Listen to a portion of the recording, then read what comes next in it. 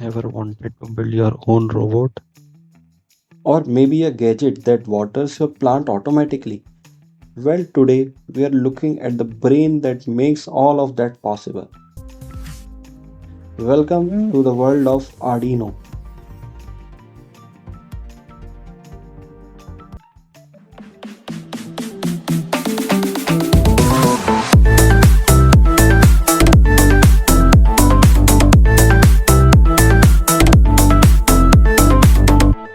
Edusoft Robotix. Comprehensive STEM and robotics solution.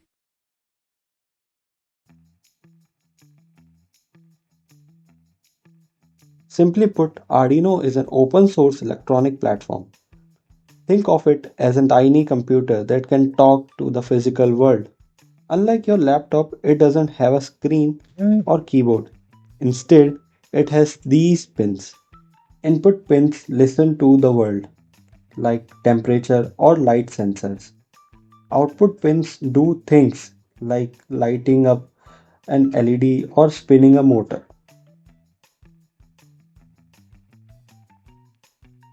Let's take a look at the main parts of the Arduino. The processor. This black chip is the brain where your code lives. USB connector. This helps you connect Arduino to your computer with a USB cable. This not only powers Arduino but also lets you upload code. Digital pins.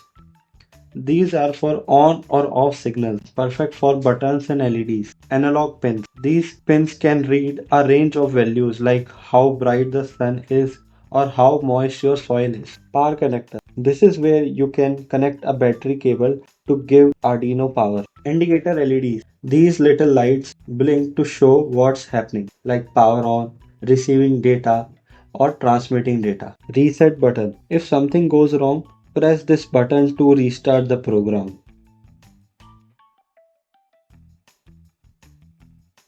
Let's talk about the software we use for Arduino programming. To tell the Arduino what to do, we use the Arduino IDE. The Arduino IDE or Integrated Development Environment is a software used to write, edit, and upload programs to an Arduino board. We write code in a language called C++. Every project has two main parts, void setup and void loop. The void setup function runs only once. It's like the Arduino waking up and getting ready. On the other hand, the void loop function runs over and over forever. This is where the magic happens, like checking if a button is pressed 100 times a second. The blank screen where we write code is known as sketch. A sketch is your main program file. Here we write a set of instructions we want to execute on the microcontroller. Now to understand the Arduino IDE workflow, we need to install our Arduino. To do this, we need to connect Arduino with the PC using a USB cable. In most of the cases, it will be detected and communication port number to which Arduino is connected is shown.